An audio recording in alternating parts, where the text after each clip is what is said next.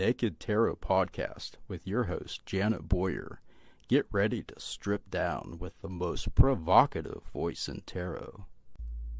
Hello, and welcome to the Naked Tarot Podcast. I'm your host, Janet Boyer, otherwise known as the Tarot Maven. I'm the author of Back in Time Tarot, Tarot in Reverse, and the upcoming Naked Tarot, Sassy Strip Down Advice. With my artist husband, Ron Boyer, I am also the co-creator of the Snowland deck and the Coffee Tarot. I invite you to visit my website, janetboyer.com, where you can find out all about my books, order a tarot reading, get our decks, read hundreds of reviews, and other goodies. Dax Carlisle and I are continuing our Minor Arcana series by the numbers, and today's podcast is our lesson on the twos of tarot as heard on Tarot Insider Radio. Enjoy. So we're going to do the second in our special show series, kind of like mini classes on air here. We're going through the entire Minor Arcana of the Tarot by the numbers. We started off with, obviously, number one. So we talked about the four aces last time. And now we're going to do the terrible twos. Okay, they're not that terrible, but that was the first thing that popped in my head. So today, the two cards from the Minor Arcana. What do you think, Janet? I think the twos are cool. The twos are the dynamics when we introduce another one to the original, the ace, or a number one, so then we have two. And I see twos like magnets, the two cards like magnets. And they either exhibit an attracting or repelling or both energy. And underlying this attraction, repelling dynamic is the underlying need to somehow synthesize two different energies. So there's a tension between the twos, almost an on and off switch as well. And it's funny you said the terrible twos, because I was thinking how the Two of Wands, if you look at it just strictly numerically with the element two wands, when a child starts entering the twos, I think a lot of the terrible two aspects is that a child realizes that he's an individual. He or she begins to realize she's an individual at that point. And then becomes the tension, whereas I'm no longer one with my mom or my dad or my parents. Wait a minute, I'm a separate entity here. And so, it's interesting you call it the terrible twos, and I think a lot of that is, this growing awareness of selfhood and the tension between who am I compared to my parents and trying to make your own way, and there's some of the rebellion and things like that. So it's interesting you said terrible twos, because I do see a tension and an on and off energy between, all the twos of the cards. Yeah, but before we go into the cards, let's talk a little bit more about, numerologically, that two energy there. For instance, in the Aces show, I said, just look at the number one as we write it down. And it's so upright and resolute, very phallic, But now look at the number two, the way we write it down. It almost looks like maybe someone kneeling, perhaps praying, and it has all the curvature to it. It just within the number itself, you can see that. And I loved when you talked about having just the one, and then the other one comes over. And I always tell people, look at the Waite-Smith Tarot at the High Priestess card, because it has Roman numerals. So it has the Roman numeral 2, which basically has the two ones, which look like the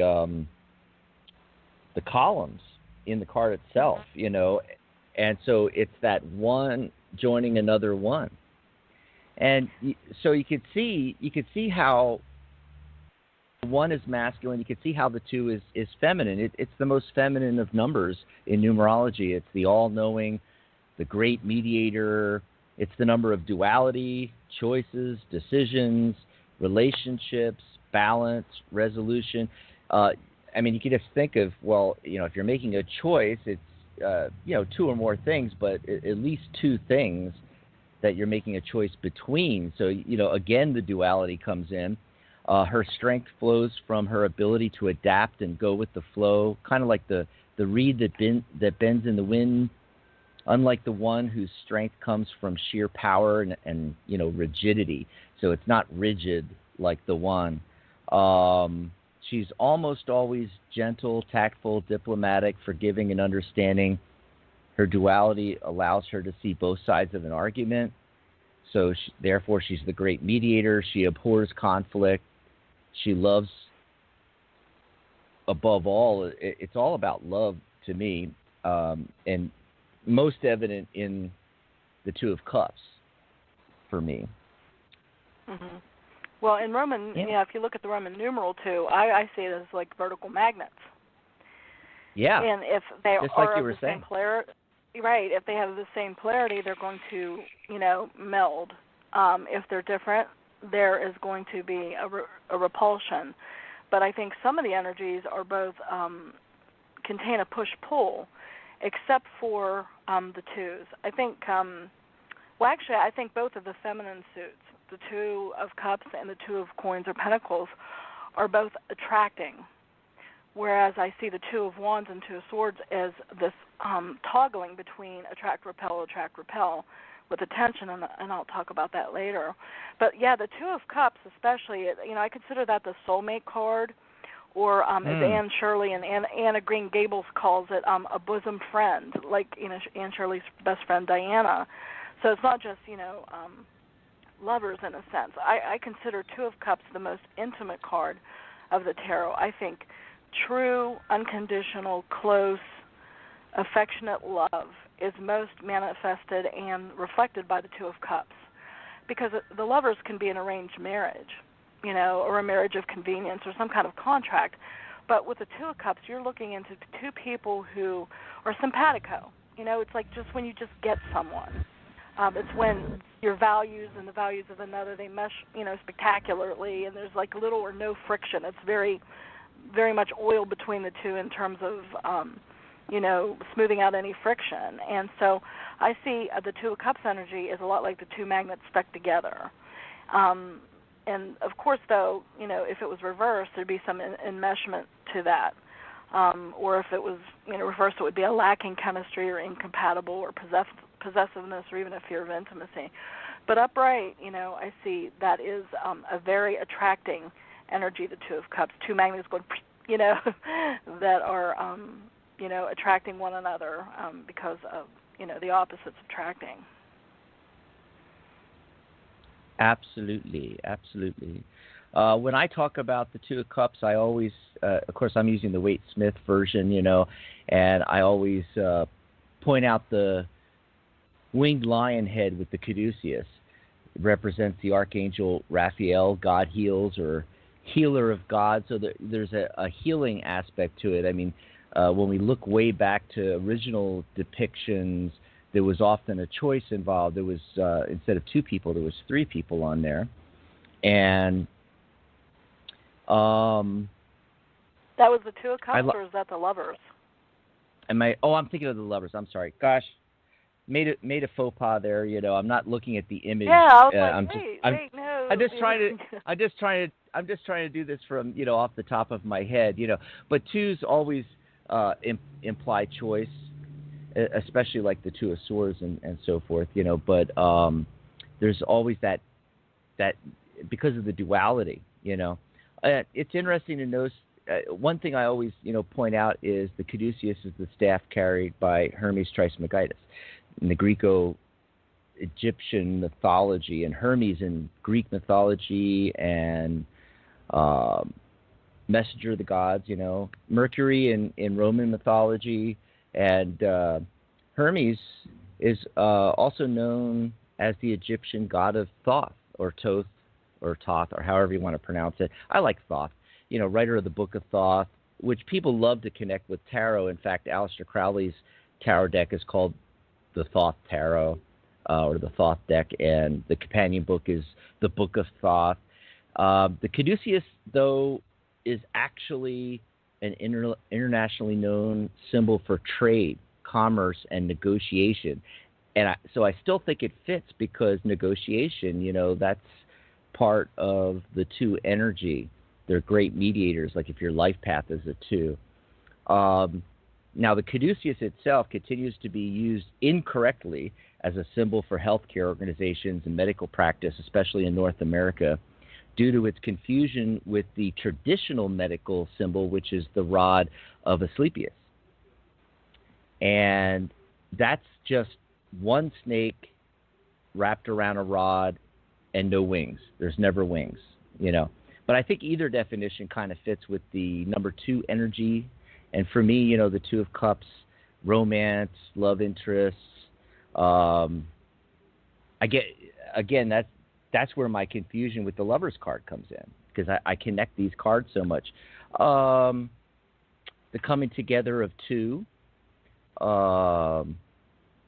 relationships, friendships, business partnerships. It doesn't have to be romantic love, like you were saying, proposals, engagements, weddings, and so on.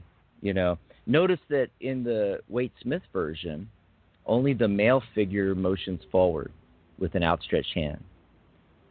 Someone needs to make the first move is kind of what I get from that, By the way, as far as the images go, I have them on. I put up an image on our Facebook page, and it's psychictalk.net/Facebook will take you there. On Facebook, you can search for Psychic Talk Radio, and you'll find it, specifically the group, not the page, so that you can go and take a look at the images. What else about the 2 of Cups? Anything else about that? I don't see the Rider-Waite as the gospel, or the Oh, thought, I understand that, yeah. Yeah. This is just the way I teach. Right, and so, I draw on other, symbolisms and metaphors that have to do with 2 and as combined with the water suit and things. But how do you see the healing and the snake? How is that connected to the 2 of Cups, in your opinion? Hermes and everything.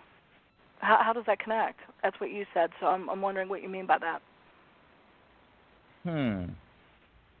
Okay. You got me there. I'm not sure. Well,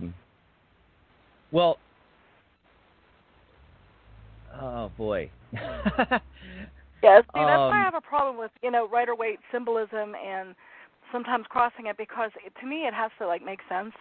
And I think if the most healing card of the Cups is the Ace of Cups, and Rider-Waite and Pamela Coleman Smith, they did their symbolism with their own agendas in the Golden Dawn and what have you. But that is a relative recent manifestation of the tarot. That didn't come out until 1909, 1910. And so, the Marseille, precedes that, by, millennia. And so, yes, that doesn't work for me personally, combining the Hermes and the Caduceus and healing all that, because to me there's no healing that's really being shown there. It's, to me, it's like a sharing of values, or because the cups look the same. So to me, I see that as like shared values. And the card that symbolizes healing the absolute most, in my opinion, is Temperance. Where there is like a mixing, and it reminds me of alchemy, and how pharmacists have to mix just the right proportions of medicines for it to be healing. A little too much can kill someone, not enough, and it's just a right type of mix. But yeah, I just wanted to ask you, because I was trying to see how. Yeah. Well, when I'm teaching this card, I'm talking about the love, and for me, love heals all. And I'm using the Waite-Smith so that there's a single reference point for teaching, so we're not all over the place. And people can learn a specific system, but then they're able to go out and adapt it and use other decks and look at different imagery, draw their own conclusions in the future. But this is just, for me, it's the easiest way to learn, is to focus on one thing. And because the Waite-Smith deck shows up in so many books to this day, and that's how I learned. I like to teach from that because it's what I know the best, and so I like to use that as reference. So when I'm showing them the card and there's these images on the card and symbols in the card, I have to explain what those images are. I have to explain, there's a caduceus, there's a winged lion head. What's going on there, And for decades and decades and hundreds of years, we've always associated that with Raphael. And there's actually 4 angels in the tarot deck in the Waite-Smith version. And I mean, if you have the angel tarot, there's angels in every card, but in the Waite-Smith version, we talk about the 4 angels. And in fact, we're doing a show on Saturday, Mary and I, and we're going to be talking about creating sacred space. And some of my favorite ways is setting up an instant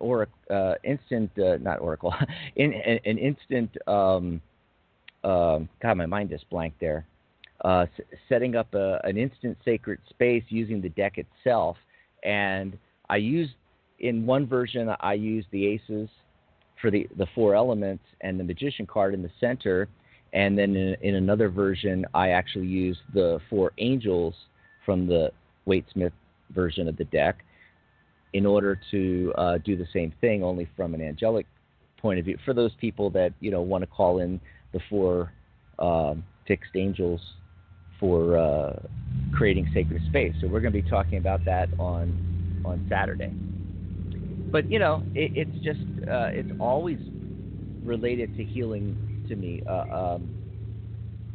In the 2 energy in numerology, like I said, they make great mediators. A lot of 2 life paths are healers and doctors and nurses, especially.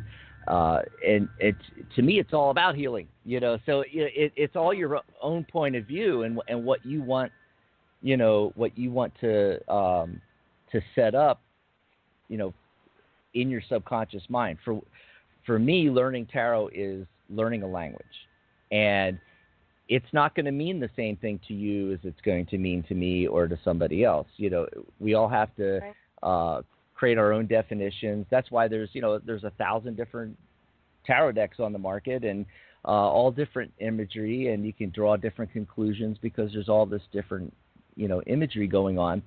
But I do it by the numbers and relate it to what that energy, what the 2 energy means, the 1 energy, the 5 energy, and so on. And, of course, when I'm talking about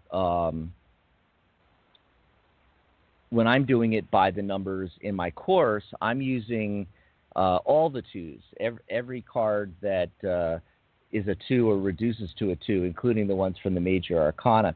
So I draw a more complete picture of that 2 energy with that, But you can see it all in the 2s. The 2 cards really exude all of that dualistic energy from the 2s from numerology. What card do you want to look at next?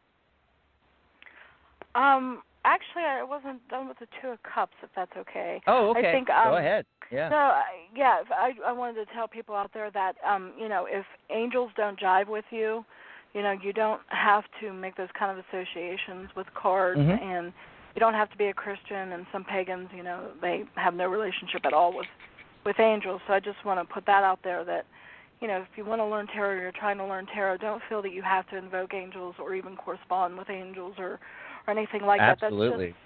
That's just what some people do. I see a 2 of Cups as also as when you love someone, warts and all. So you're saying how, love heals all. I think it depends on the type of love. I mean, there's conditional love, like phileo, like I love you because I like you, and I agree with you.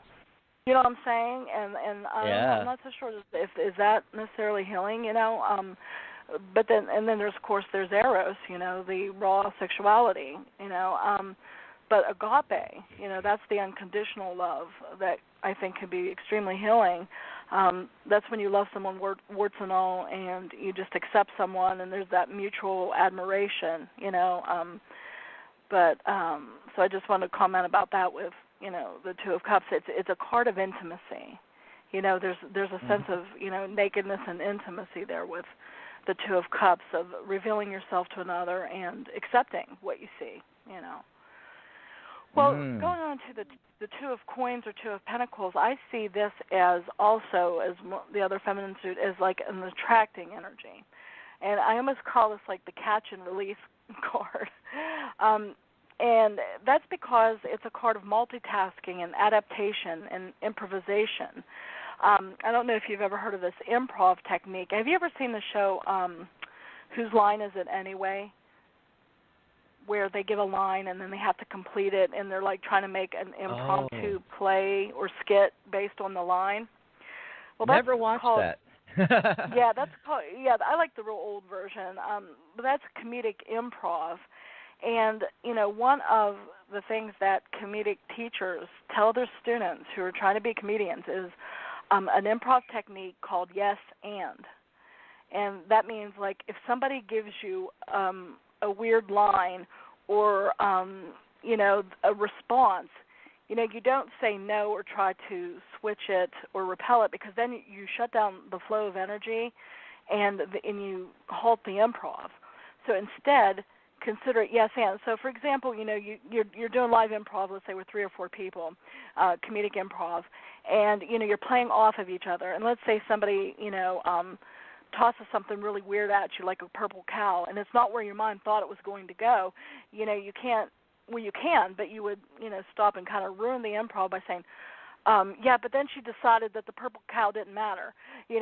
But what teachers of improv and comics say is, no, you roll with it. You say yes, and the purple cow was also right beside an orange hippo, and so you take what is given to you, and then you pass it on. It's kind of like a game of hot potato, but it's more comfortable.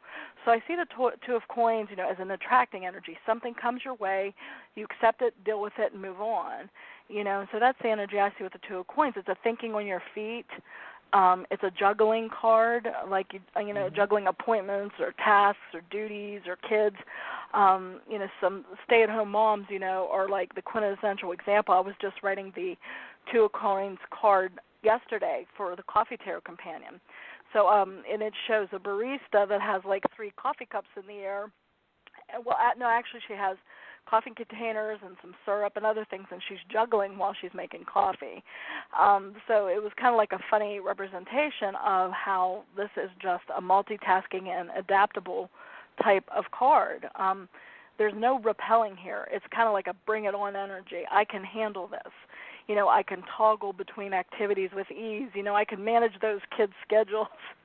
Now, if it becomes too much, then you start to veer into the Ten of Wands territory. But I see the Two of Coins as attracting things, and the things come your way, and you catch and release. You deal with it, and you pass it on, and deal with it, and pass it on.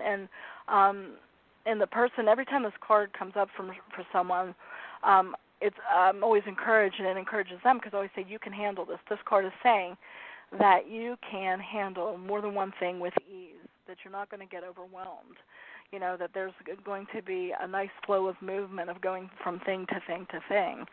And so I see that as, more of an attracting energy. You take,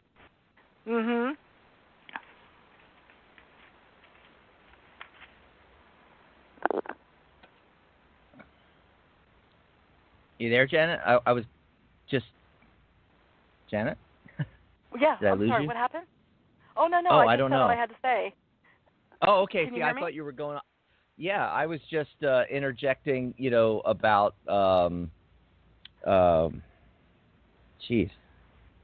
what I just said about the multitasking, but I thought you were continuing on with something. I didn't know that you had stopped. Oh, I'm sorry. Yeah, no, that's it. Oh, okay. Yeah, I see all the same things.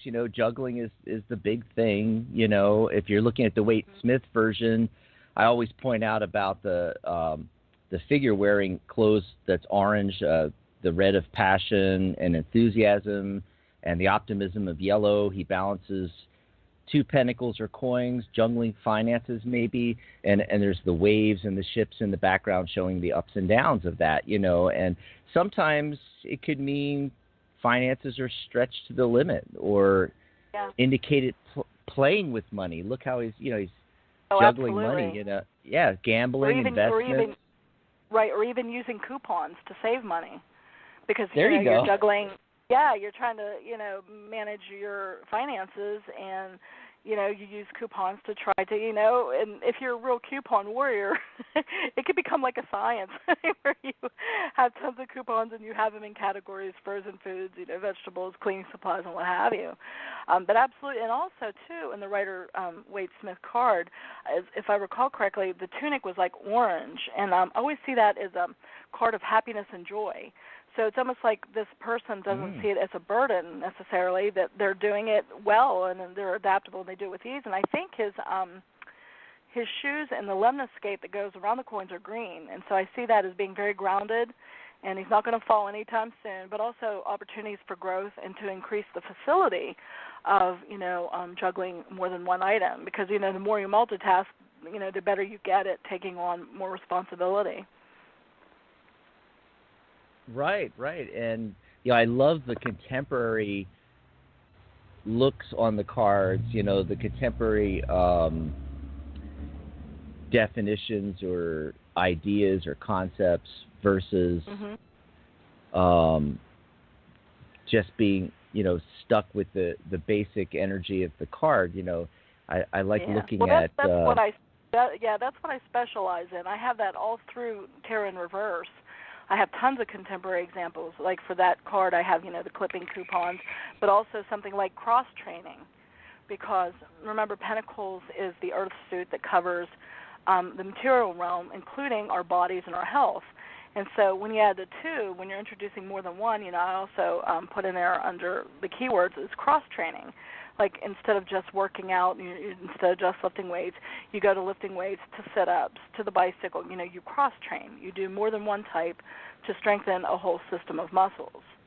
And so I love finding contemporary ways to interpret cards, and that's kind of like my specialty. I love that because that's where we live. We live in modern times, and I think it's important to really think about and filter, the numerology and the elements and the image of the deck you're using as well, and how it applies, to real life. And you mentioned before about, the minor arcana dealing with the everyday, and some of the examples I give in my course to kind of get people to start looking at combination of cards. We just did the Two of Cups, and the Two of Pentacles plus the Two of Cups could mean up and downs in a relationship. And with the Two of Wands, it could mean turning a hobby into a career. Or with the Hangman, it could mean financial setbacks. Or with the Ten of Swords, it could mean the end of a career path.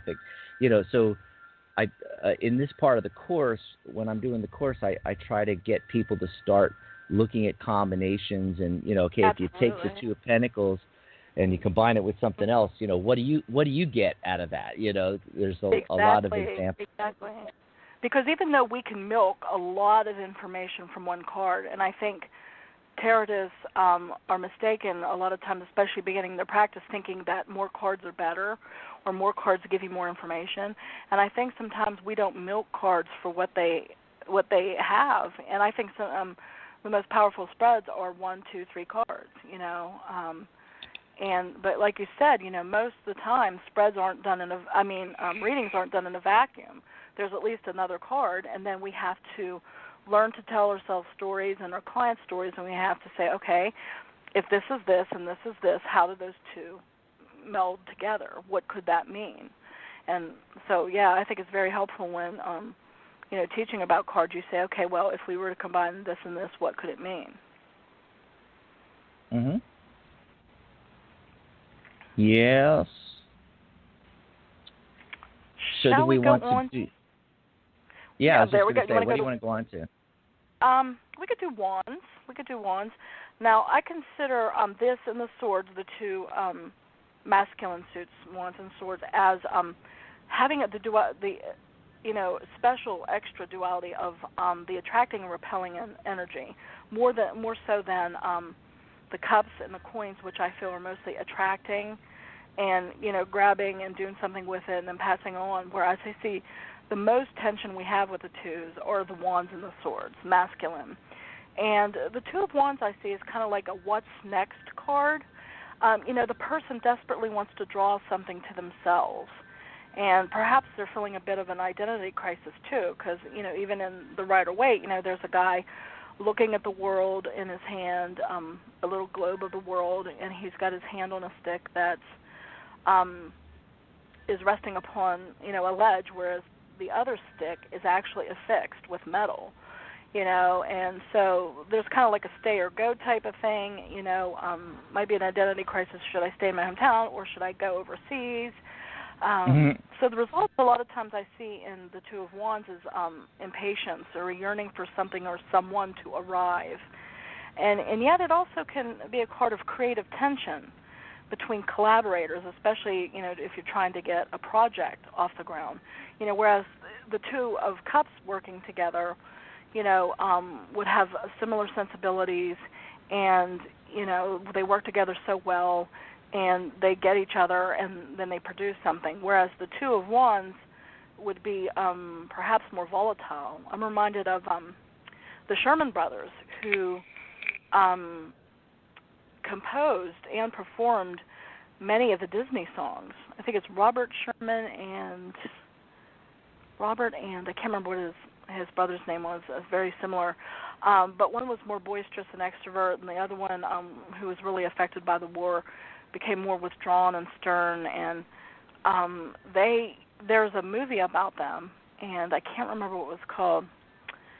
The Sherman Brothers, I think, but if you Google it. But anyway, it's a really cool movie that I think aptly shows the Two of Wands energy, where you have these two creators. One was mostly the lyricist and, the composer, the other was mostly the piano player, and they worked together, but oh my God, did they butt heads, and so there was some heat, just like wands is associated with fire and tension, but it kind of got sad towards the end when they, it's really sad to hear how they kept going separate, and how I think the one didn't talk to the other, but my God, the music that they created, they wrote the songs for Mary Poppins and so many other beloved Disney movies. And yet, there was a lot of tension. And in the end, that tension actually repelled them apart. They were irresistibly drawn together to collaborate. It was almost like they just had it in their soul path, I guess, where they were drawn together and it worked well and they were brilliant. And, Walt Disney called them the boys. And but the tension just kept mounting over the years until it finally repelled them. So I really see the Two of Wands as an attraction and repulsion energy, and some of that because the Wands, I feel, deals with identity a lot, and anything that deals with the self-confidence, self-possession, self-image, that sometimes that can get in the way of the attraction or the collaboration or the trying to come together. So it's definitely, I see an attraction and repelling energy in the Two of Wands card. Yeah, just like how you started talking about all the twos as those magnets that can be repelling or repulsing, and maybe there's or both in this case is what I was going to point out and say that maybe that's going on in all the cards, really, if you look deep enough, I suppose. Well, there is always a tension because, there's so many layers to tarot cards. And, like you were saying how you saw the Two of Cups as the healing card, and I was thinking of how really all cards can be healing. You have a tower hit you, and it blows everything to smithereens, everything you thought about, God, let's say, or the nature of the universe, or the nature of reality, trust issue, whatever. When you get devastated like that, it breaks you open, there's an opportunity for healing. Same way with death, if something passes away, there's an opportunity, for new growth and healing in that department. I think all the cards are opportunities to heal, grow, evolve, But the tension aspect, absolutely, because in this world that we live in, we ourselves have an other that we always deal with. unless we're ascended gurus and we realize all is one and we see no duality, but most of us are not there. And so there is always an other, and the other causes tension. To anything two or more causes some type of tension or dynamic, And so, when we're reading the tarot or even meditating or whatever, there's always an other. The other can be our belief systems, our view of ourselves or view of the world, or an actual person, a relationship, our job, our kids, our calling, our spiritual path. There's always an other. So anytime there is an other, there is tension of some sort. There's a resolution that is trying to be made, or some kind of synthesis to mesh it together. Yeah, we see that dynamic, play out in so many relationships and so forth. Mm-hmm. What I like to point out when I'm talking about the two wands is his red cloak indicates his passion for his endeavors. And because it's wands, that fire energy, following your passions, career a lot, plans and partnerships are created. You move forward with the plans. He's looking out over that vast sea. So perhaps his ships have left the harbor and he's waiting for them to return filled with their products. And I see that as happening then in the Three of Wands. You mentioned the globe. That's one of my favorite things. I often say, that the whole world is his oyster. Or maybe he's finding his place in the world. Exactly. That's thing. What I was thinking. Because of the self aspects of wands, what is my place in the world? Where do I fit in? And that's how I see the wands, as one is fixed, to that parapet with metal, but the other one is freestanding that he's holding on to. And that's why I kind of see it like, should I stay or should I go? In the sense that, should I go travel and see the world? Does my fortune or my path lead me away from home, or do I stay in this area and stay planted? And then you have, of course, the white in the Rider-Waite card, the white lilies and the red roses, which show up in various cards. And I see that as the purity of motive and purity of wanting something, but then you have the red of passion. And when you mix purity and passion, there's a lot of duality there, because then you're offered, there's temptation, there's, do I go by, the motives of my heart, or do I go by perhaps what I lust for, or what will make me look good, or what will advance my career, as opposed to the purity of spirit where, let's say, a person feels called to something and they're drawn to it, and yet, let's say, their family pressures them, oh no, this is a family of doctors or lawyers, you can't go be an artist. And how many people squash there, right there at the Two of Wands stage, they're being squashed because, instead of going to the purity of what they really truly want to do and feel called to do, they follow the fiery red, passion or desires of what other people want for them or say is successful. And so there's a, a big, attraction and repulsion there, and a lot of times I think that's why the Two of Wands is a frustration energy, especially if, he did indeed send those ships out, he's maybe frustrated because they didn't come in time, or he's waiting for them, and, most people do not like to wait, Absolutely. But there's this yearning, this searching going on in the card. So I often tell people, well, if you get that card with another card, like if you get the Two of Wands with the Two of Cups or the Lovers, it could mean looking for love. Or if you get the Two of Wands with the Hermit card, it could be searching for a mentor or a teacher. So, some more contemporary ways of looking at it or applying it in combined cards with other cards.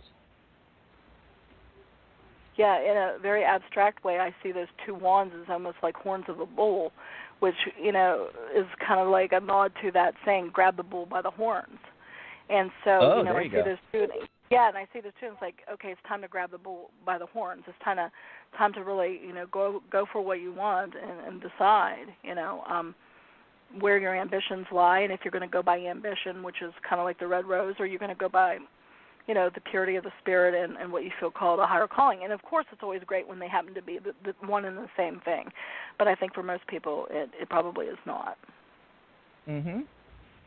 Well, before we go to the Two of Wands, I wanted to mention, again, if you have any questions about what we're talking about or you want to make comments, go over to the chat room.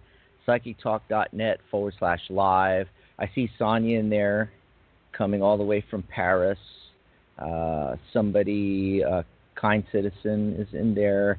Not too many people in the chat room today, though. So, if you're listening live, this is your opportunity to ask questions about the two cards or the tarot or reading in general, So pop into the chat room.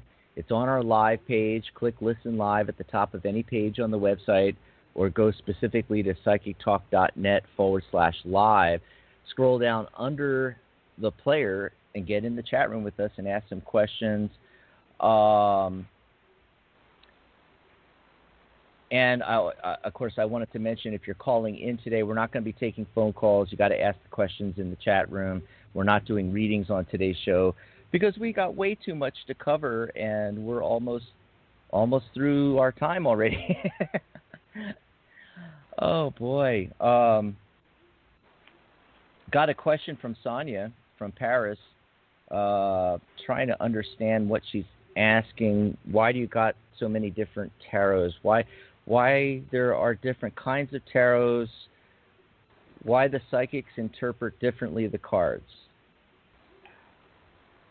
Well, we are creative people as humans, and the tarot is a very fascinating structure, and it lends itself, I feel, to creative minds and creative hearts because it's a skeleton, it's a structure.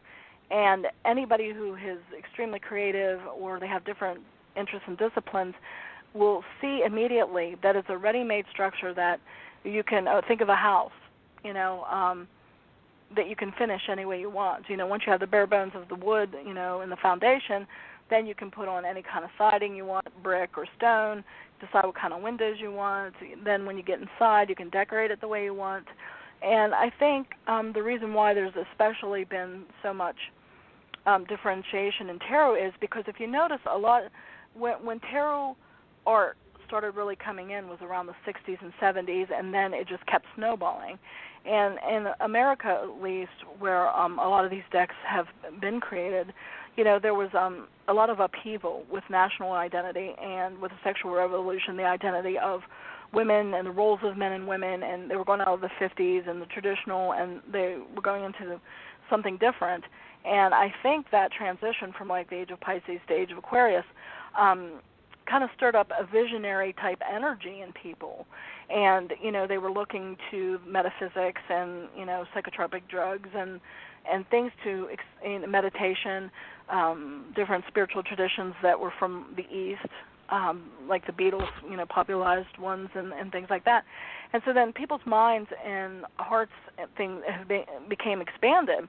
And I think, people saw the tarot and said, wait a minute, I see these correlations to modern life, and the ancients or the older symbols don't relate to me, especially if, they weren't initiated in any Western magical tradition like the Golden Dawn or the OTO or were not followers of Thoth or things like that.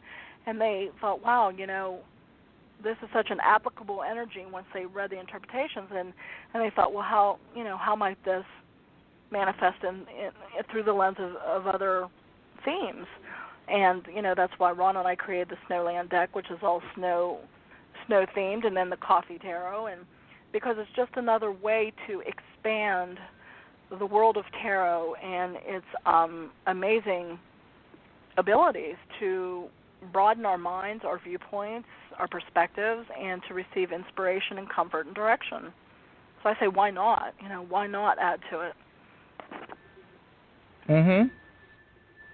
So hopefully that helped you out there, Sonia. And the reason why, and to answer her other question, the reason why so many people interpret it differently is because we all bring our bag of tricks with us. We all bring our backgrounds with us. Like Dax is very numerologically heavy and leans to the Rider-Waite. Me, I have my Christian theology background and mysticism, and the background in literature and psychology. So my approach is more pop culture, psychology, and with some, Christian mysticism and symbolism in there. So everybody brings their own skills and tools to interpret what a card means, and that's why, different readers have different styles. Right, and and also some tarot readers supposedly say they're not even psychic. I mean, I don't know how that works, but there's a lot of tarot readers that say they are not psychic. They just, quote, read the cards. So I don't understand how that works, because I know I was born psychic with foreknowledge and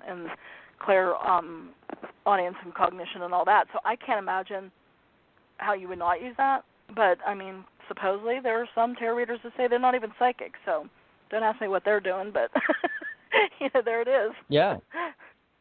Well, as I mentioned earlier, for me it is learning a new language, and different people have different interpretations of what these individual words or sentences mean in the language, and what's amazing is that it always works. And the big mistake that everybody makes is that tarot is this thing and it has these fixed meanings, and that's all you can ever use. If you're saying a different meaning for a card or a symbol in a card, then you're incorrect.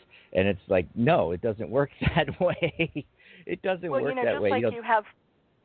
Just like you have fundamentalists in religion, you get tarot fundamentalists.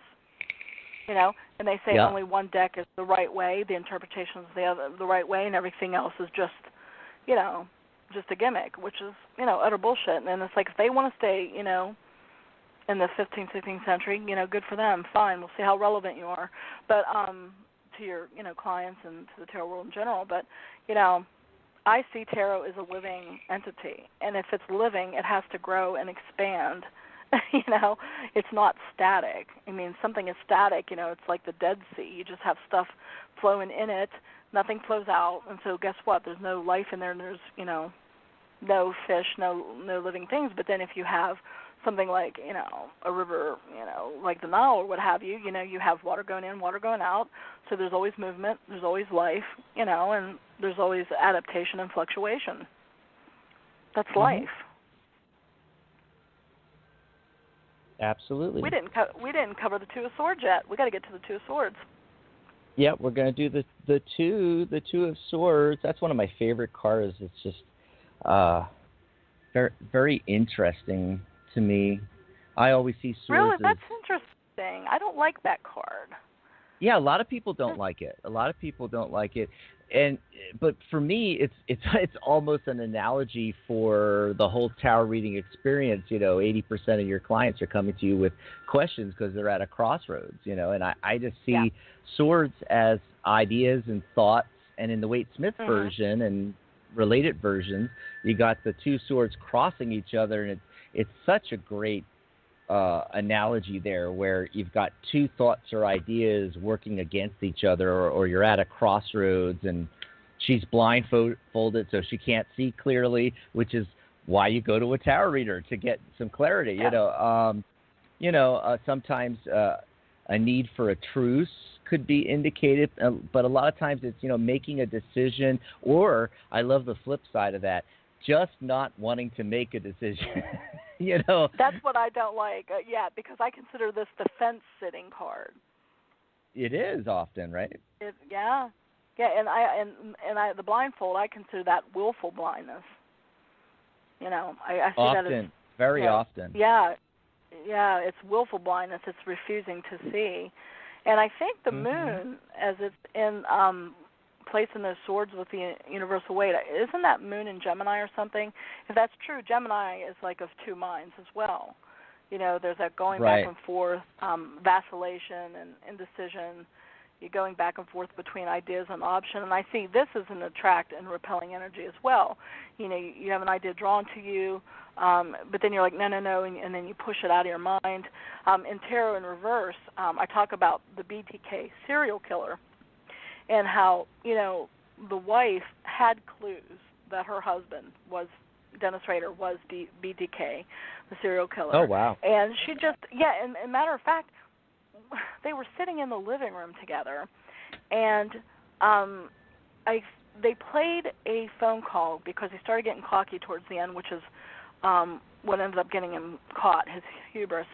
But he made the phone call to the cops, and he would taunt them, and they had a portion of what he said, And, the wife actually, kind of recognized, she says, why, he sounds just like you.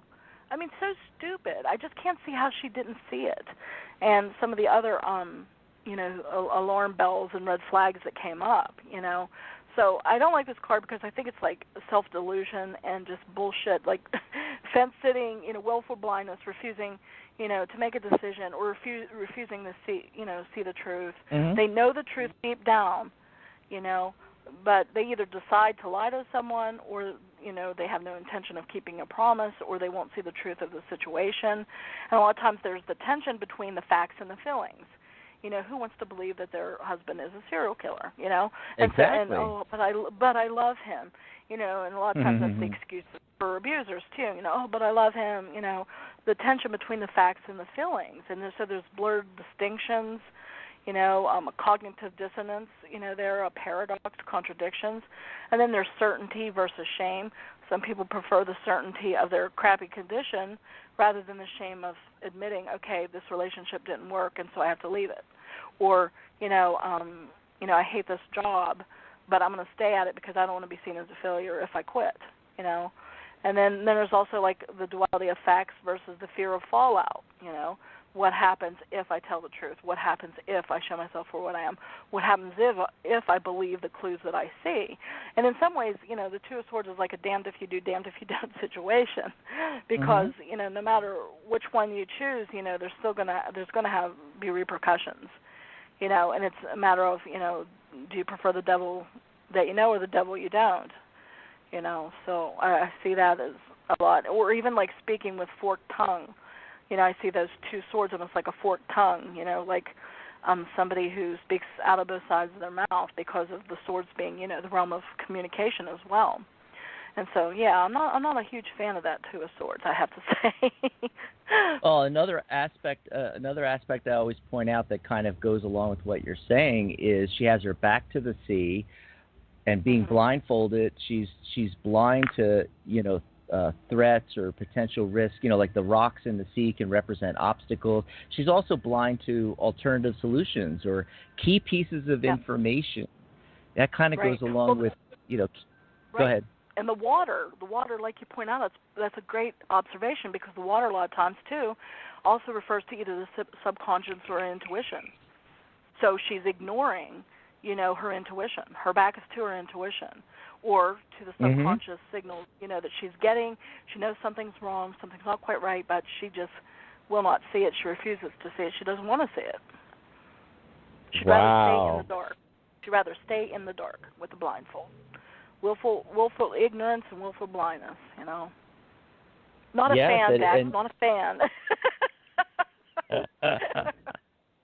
I we need to love get that it. ace of sword in there, and we need to knock the swords out of her hands, slash the blindfold, turn her around and say, "Look at the damn ocean." Pick one Can't you sword. see what's in front of you? Yeah, just one sword. That's all it takes to get that clarity. Yeah, too see, funny. I can't wait. I can't wait till next week when we get to the threes, because then we have that progression from the one sword to the two cross swords to the Three of Swords, which is what happens when you don't follow the Two of Swords. Yeah, the Three of Swords is such a heartbreaking card. I wrote that chapter, I think, a few days ago, and it just it's such a hard card to write about. Three of Swords is just a hard card. It's just so devastating and sad. So, yeah, we'll be talking about the threes. Yeah, and you're right. You can but sometimes you're gonna have to see wait the till numerology. next week. Right, you have to wait. We do just get a teaser, but yeah, the numerology is sometimes like a progression. You don't see things for what they are in the Two of Swords, or you don't deal with the situation, and it could definitely progress to the three. And there you go. There you have your betrayal or your heartache, or something goes public regardless, or bad deal. Usually a very bad deal. And Sonia in the chat room, she said, that we're. I was just going to say, I think ahead. it's funny how we're talking about these figures like they're people, because I think it's great when we humanize them and we enter them in the stories, or we act like it's somebody we know, because they are. They're people we know. They're us. There are neighbors, there are clients, and so I think it's cool when you have a sense of playfulness and a sense of story, because then you can understand the cards better, and it also will make it easier once you start, doing the combinations like you were saying earlier. Yeah, and Sonia's comment in the chat room kind of wraps it all up. By the way, perfect timing. I mean, we're right at an hour and we're finishing. Well, she says, "Oh my God, it's a crazy story." It's like exactly right. I mean, look at just one card, the Two of Swords, how deep you can go, and then we also went deep into the other three cards as well. And that's where your real learning of the cards comes from, and then you start combining them and so forth, and that's tarot. And it always helps when you have a great co-host like Dax, because then you have two different worldviews that you can bounce off each other, you can meld, you get new insights. I'm always learning and adding to my toolbox, and so that's what's always great when you talk to other tarot people, and because then you're like, oh, yeah, I never saw it that way, or, oh, that's a cool story or a cool connection. And then you kind of add it to your toolbox, and then you just keep expanding it. Mm-hmm. And, I mean, that's why it's great to be on our Tarot Guild group on Facebook. We have over, God, I can't remember what it is now, 5,200, I can't remember, but over 5,000 people, over 5,200 Wow. people. And then there's a lot of people on the Psychic Talk radio group that's specifically for that, and joining the Tarot Guild and signing up for my course and getting in the private group with all the other students and banding things about, because it doesn't mean just one thing. People are like, what does this mean? It's like, well, what does it mean to you? And have to learn different points of view and develop your own language, and that's going to work for you when you do reading. Not to mention that the issue and the question at hand means it's a different application. I mean, if you have a Two of Cups card, in romance, it's going to be a different interpretation at work, So, the card depends on the position. If, you draw the Two of Cups in a challenge position, then obviously it's going to mean something different if you drew it in the blessings position. Yes. Absolutely. Another great, fun, information-packed episode, right? Woohoo! And we're just getting started. Next week, the 3. Yeah. It's so fun. I love writing and talking about the minor arcana, because it just gets so passed over. Everybody focuses on the majors, and it's like, oh, come on, they're so recognizable. Let's get to the minors, which confuse most people. Let's get to the nitty-gritty of everyday life. I love the minors. They're my favorite. Mine as well. Well, thanks, Janet, and thanks to all our listeners. This was a lot of fun, and I'm looking forward to the 3s.